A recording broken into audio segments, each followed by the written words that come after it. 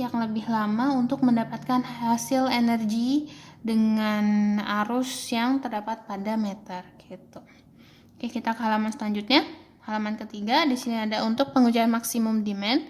Ini sama saja, periodenya mau berapa menit gitu. Terus ini subperiodnya per pengujiannya, lalu Windowsnya.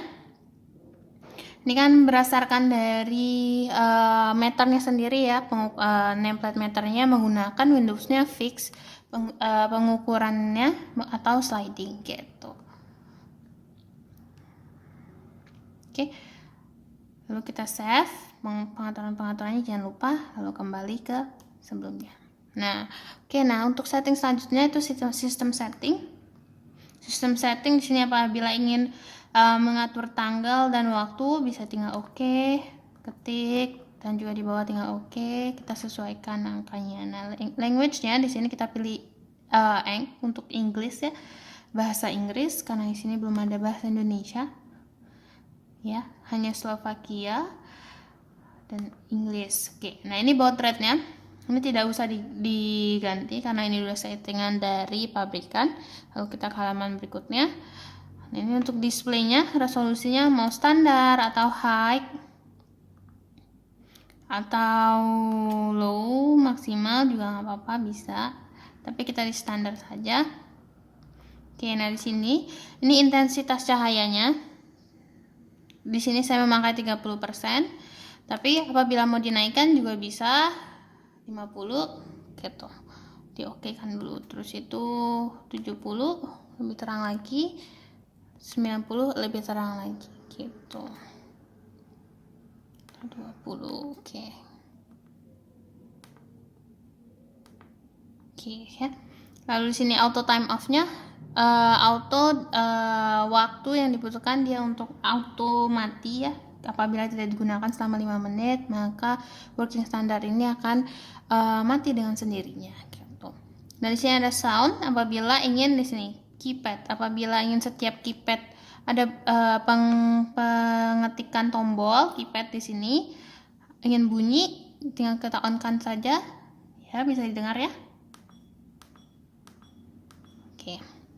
Tapi kita off-kan saja karena sebenarnya tidak terlalu berpengaruh. New sample, last sample, apakah ingin dibunyikan gitu. Oke, next. Ke halamannya. Nah, di sini sistem setting untuk pengujiannya. Jadi di sini ya. Jadi apabila sebelum mencetak kita harus ke sistem settingnya dulu. Tapi ini hanya satu kali setting saja karena apabila sudah di save seperti ini maka tidak perlu diubah lagi gitu. Nah, untuk printer report ya, di sini type-nya kita pilih auto dan vektor diagramnya kita aktifkan. Kita aktifkan karena kita ingin mencetak vektor diagramnya juga. Apabila mungkin nanti tidak ingin mencetak vektor diagram bisa di off-kan saja. Oke, lalu untuk di sini kita kembalikan ke on karena biasanya kita membutuhkan vektor diagram juga untuk dicetak. Lalu ke halaman berikutnya, di sini untuk settingan Bluetooth ya. Nah, jadi untuk working standard WS2330B ini pencetakannya hanya melalui Bluetooth saja, dan di sini sudah di pair masing-masing working standard dengan printer masing-masingnya. Jadi harus dipastikan Bluetooth yang terpasang atau yang terhubung dengan WS2300B ini dengan printer yang sudah terhubung ya. Nah, jadi gitu, jangan sampai tertukar. Lalu di sini Bluetooth-nya di-on-kan, modenya mode printer. Karena ini sudah pair printer, maka nanti untuk pencetakannya sendiri pun langsung saja ke database, lalu pilih tombol F2 atau F3 untuk mencetak. Oke, nah kita save settingannya. Oke, kita kembali ke menu pengaturan. Nah, nah di sini lalu selanjutnya kita ke database. Bisa menggunakan tombol keypad ini juga, bisa F4, bisa 4, atau kita okekan saja database. Nah, jadi di sini ada database-nya. Untuk database sendiri ada 5 halaman ya. Database pertama itu database meter, lalu ke halaman kedua database hasil pengujian error, lalu hasil snapshot-nya. Snapshot ini untuk parameter-parameternya. Lalu energi test apabila sudah melakukan pengujian energi atau register. akan tersimpan di halaman ini. Lalu nih meter read out-nya, apabila meread out dari WS, meread out meter dari WS menggunakan alat tambahan gitu. Nih kita kembali ke sini. Nah untuk parameter ini, database meter ini di sini akan tertambah. Di sini tabel yang atas ini merupakan database dari meter yang sudah tersimpan. Untuk memilihnya bisa tekan OK lalu pilih meter yang diinginkan. Nah, di sini untuk toolbar di sebelah kiri, ini toolbar apabila ingin menerapkan meter yang kita pilih yang ingin diuji gitu. Jadi, setiap sebelum pengujian harus pastikan meter yang dipilih sudah diterapkan gitu. Nah, F2 ini untuk melihat atau mencari lebih detail dari di dalam dari meter ini pengaturannya apa saja gitu. Oke, kembali. Nah, di sini tanda tambah. Jadi apabila meter yang sebelumnya belum sempat kita save database-nya, tinggal kita tekan F3 saja untuk menambahkan database baru. Tinggal kita isi. Jadi untuk menambahkan database terdapat 4 halaman yang perlu kita sesuaikan, kita tambahkan di sini. Dan kita lengkapi dari keempat datanya ya. Dari serial number, tipe, connection, input type, kita sesuaikan dengan meter yang kita gunakan gitu. Dan jangan lupa untuk setiap ini kita save setelah selesai. Nah nih dia menambah ya, walaupun dia sama, dia akan tetap menambah. Jadi tidak ada masalah apabila serial numbernya ya sama atau tipenya sama gitu. Tapi nanti untuk detailnya bisa juga kita tinggal kita ke bawahkan saja. Ini untuk melihat detailnya di sini. Oke, bisa kita lihat. Oke, nah di sini. Tapi di sini nanti yang membedakan adalah dari tanggalnya nanti. Karena kan tanggal yang 1, 2, 3, 4, 5 yang baru kita buat pasti akan berbeda dengan dari database 1, 2, 3, 4, 5 yang sebelumnya. Ini dari serial numbernya ya. Ini hanya contoh saja, maka serial numbernya 1, 2, 3, 4, 5 gitu. Nah, apabila ingin menghapus bisa. Jadi misalnya tanggal F4 nih, delete meter serial number 1, 2, 3, 4, 5 tipe meter 310. Nah, lalu kita tekan F5, jangan F3. Kalau F3 dia akan menghapus semuanya gitu. Oke, hanya F5 saja. Nah, gitu. Nah, jadi hanya terhapus yang kita pilih tadi saja gitu. Oke, nah apabila ke bawah ini adalah database hasil pengujian error meter yang tersimpan. Oke, nah untuk melihat detailnya juga bisa, tinggal kita ke bawah.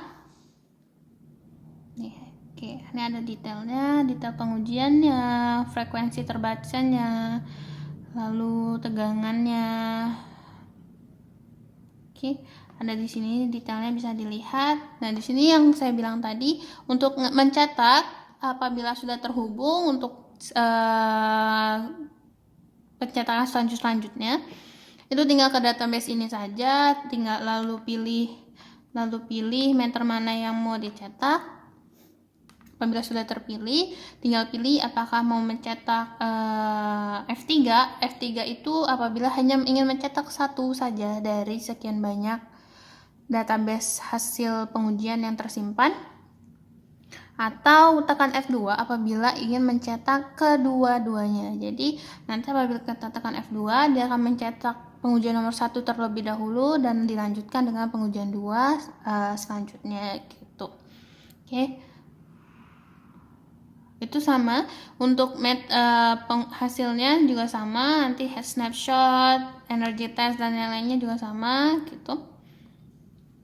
Oke, kembali kita ke menu lalu ke info. Nah, info di sini sendiri itu info dari firmware dan juga hardware dari working standard yang kita gunakan. Di sini ada serial numbernya dan tipenya, firmware-nya.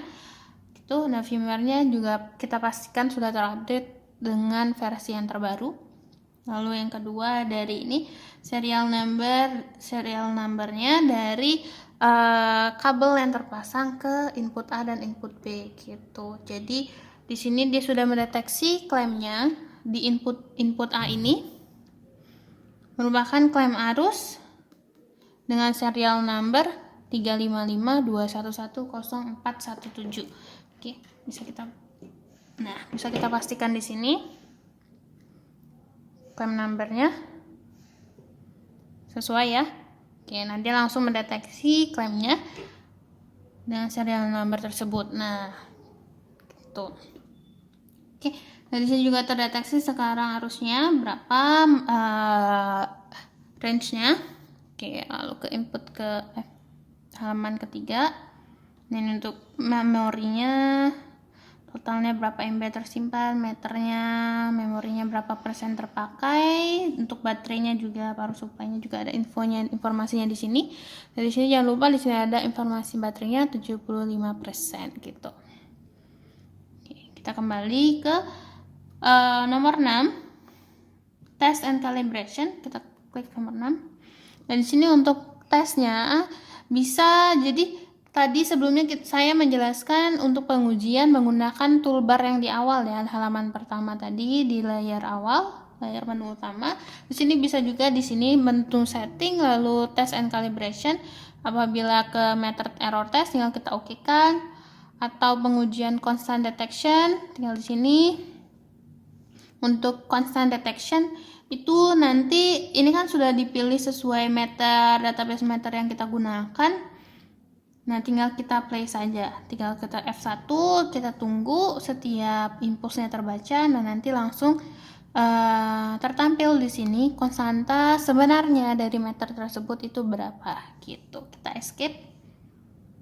Oke, setting, terus test and calibration ya tadi. Nah, di sini untuk pengujian dial test, register.